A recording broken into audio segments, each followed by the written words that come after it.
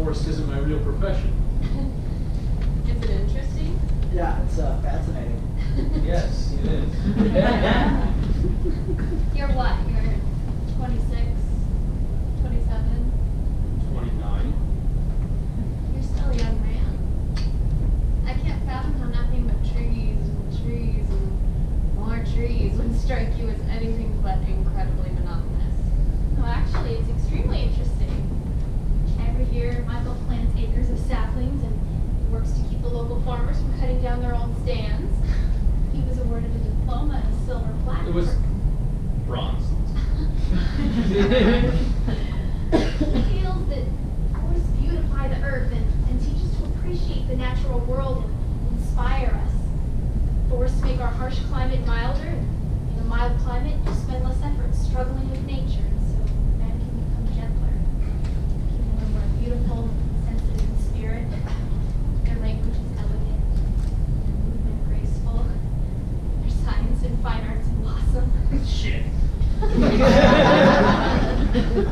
Their philosophy is hopeful. They have a greater refinement and courtesy toward women. Jesus Christ, Michael, this is all sweet and sincere, yeah.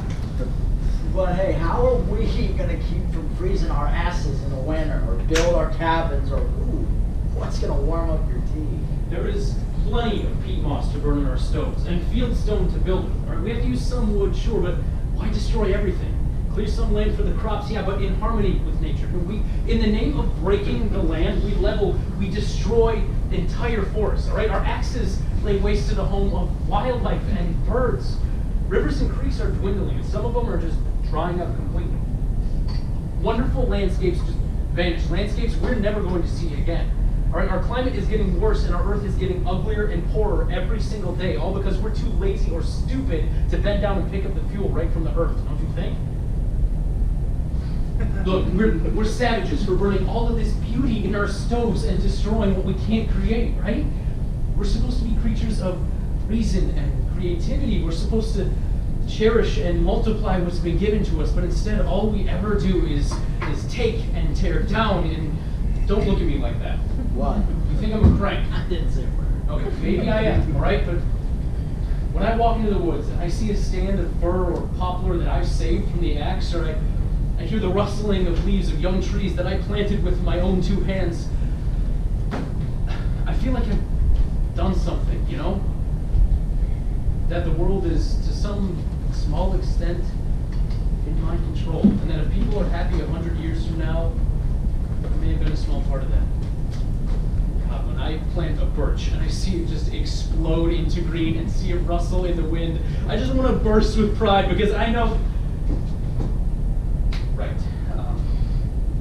Cheers.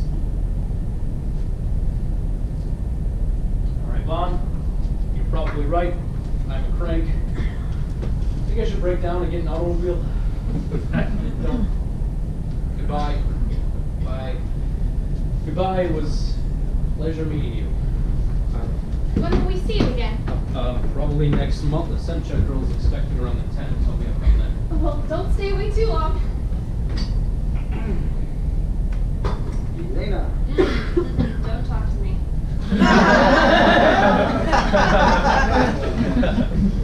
What did I do now? You just can't resist, can you? Any opportunity to behave badly.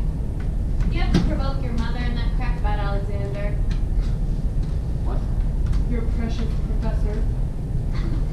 And so she enjoys his company. So what? Why shouldn't she? You don't talk to her. Did you have to pick a fight with Alexander? When? At lunch. It's so small of you. You know what? I can't help it if I hate him. You have no reason to hate him, Vanya.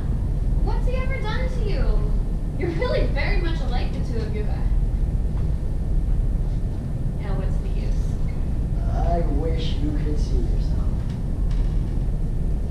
That long face. The way you trudge around here, like everyone and everything is just so boring. You know, if your life is such an effort, why don't you do something?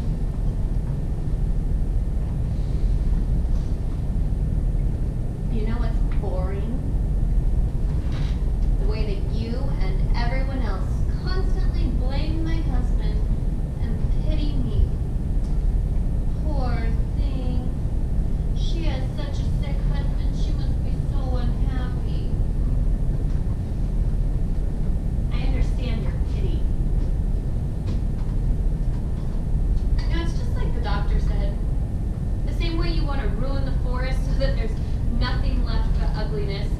You won't be satisfied until you ruin any faithfulness or loyalty or capacity for sacrifice. No, you can't look at us women with any kind of neutrality unless, of course, we're yours. We're like these woods to you. You want to own us just so you can cut us down.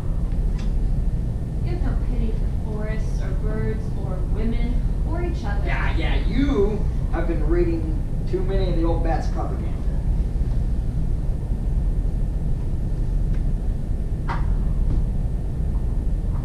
You know, that doctor looks tired. He has such a sensitive face, you know? An interesting face. Sonya's smitten with him, it's obvious. I can see why. I think I must have seemed cold. Felt very guilty about making him come up all this way, and well, anyway. Maybe that's why you and I get along so well. We're both downright antisocial, boring old so-and-sos. Oh, don't look at me like that. You know I hate it. How else am I supposed to look at you? I'm in love with you. You're the only joy I have in my life. Look, I don't ever expect you to return the way I feel for you, but if you would just let me talk to you a Okay, little this bit. is unbearable. Walk away too. Look, I wrote you a poem.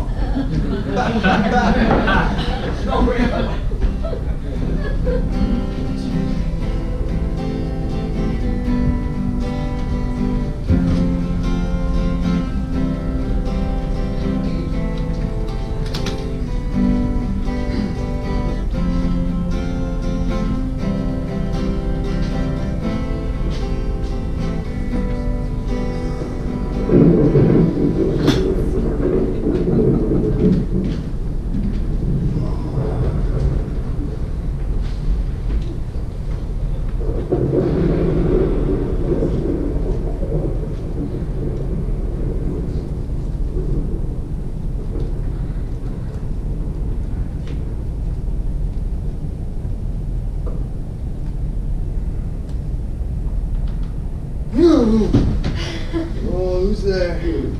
Sonya, is that you? It's me. Elena.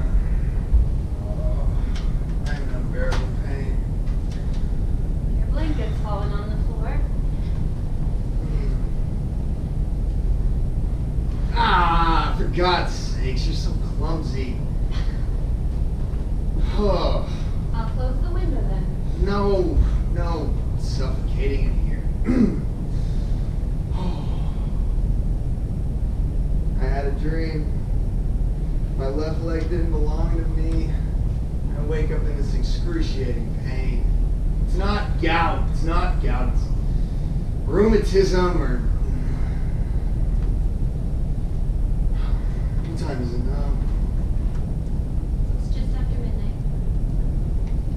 Would you go upstairs and look through the crate of books for some Baudelaire? I think we brought some out. What? In the morning, go upstairs and brings out some Baudelaire.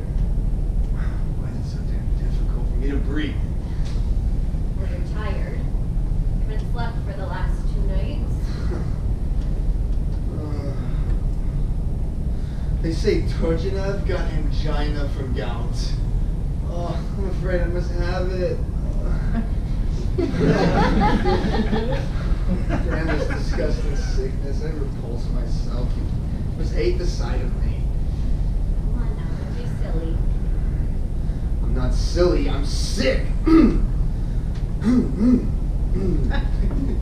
Don't get mad at me, Alexander. That's not my fault. Oh, no. Am I that important to you? Do you hate me that much? You have every reason to. You're young and beautiful and healthy. You want life, freedom, and you chain to a corpse. I know what you're thinking. I know how you feel. I'm not stupid. Just wait a little while longer. Soon enough, I will set you free. Oh, God, be quiet, please. You wear me out. Come on. wasted everyone's youth. I'm the only one who's enjoying himself. Having such a wonderful time. For God's sakes, Alex, just stop it. That torture's talking to me. You know what? I can't take this anymore. What do you want from me? Nothing. Then be quiet, please.